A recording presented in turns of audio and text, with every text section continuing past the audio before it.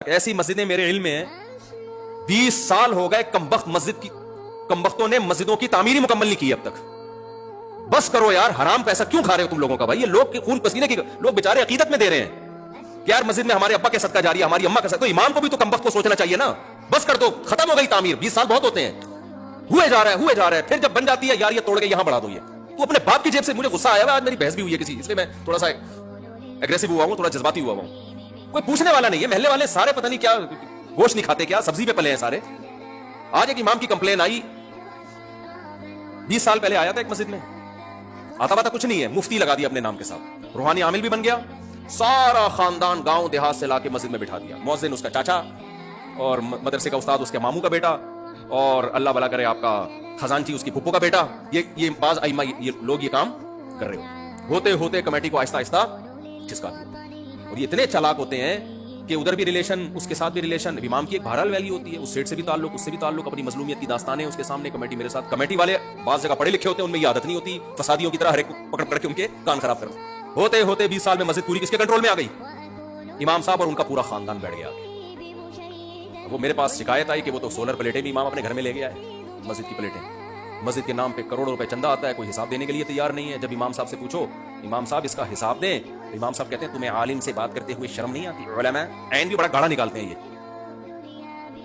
یہ علماء سے ایسے بات کی جاتی ہے؟ علماء تو انبیاء کے وارث ہیں بھائی. سب سے پہلا سوال یہ ہے کہ آپ تو مسجد میں کمیٹی کے تابع ہو, تو چندہ آپ لے کیوں رہے ہو؟ کوئی پوچھ سکتا ہے اس سے؟ چندہ کمیٹی کے پاس آنا چاہیے نا, انتظامیہ کے پاس آنا چاہیے. آپ کس خوشی میں لے رہے ہو؟ اگر لیا تو فوراً لا کے رسید کٹاؤ اس کی. آپ تو امپلائی کے طور پر آئے ہو یہاں پہ, مارشل نے کب سے لگا دیا آپ نے یہاں پہ؟ کوئی پوچھ سکتا ہے؟ بتاؤ مجھے. میں جذباتی اس لیے ہو رہا ہوں کہ مجھے پتا ہے اس بیان پہ میرے خلاف کتنا ری ایکشن آئے گا اس طرح کے فراڈی مولویوں کی طرف سے.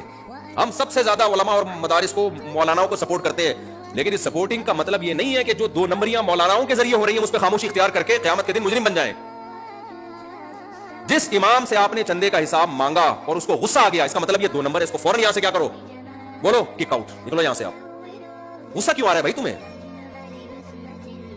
اور امام صاحب نے کیا کیا کہ مزید اوپر کمرے بھی بنا دیے, اپنے بیٹے کی بھی شادی کرا دی. اب مسجد کے گھر میں اس کے 3 بیٹے بھی, بہویں بھی رہ رہی ہیں. اصولی طور پر شریعت میں مسئلہ یہ ہے کہ جب آپ کوئی وقف کی چیز استعمال کرتے ہیں تو جو وقف کا ملازم ہے اس کے لیے تو جائز ہے, اس کے بچوں کے لیے بھی, بیوی کے لیے بھی, بہت زیادہ گنجائش ماں باپ کے لیے.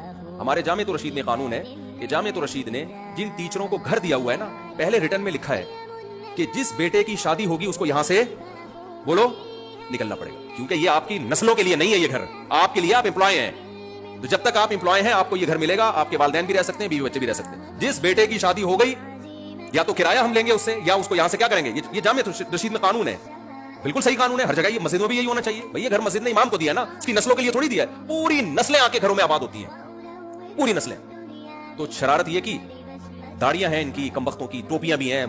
اور مجھے غصہ اس پر آتا ہے کہ 27ویں رات میں چیخیں مار مار کے روتے ہیں. یہ ناٹک کبھی بھی ان چیزوں سے کبھی متاثر بولو مت ہو. رونا اچھی بات ہے, دعاؤں میں رونا, میں اس کی مخالفت نہیں کر رہا کہ کوئی رات کو بیچارہ رو رہا ہو 27ویں رات میں تو آپ بولو یہ 2 نمبری کر رہا ہے.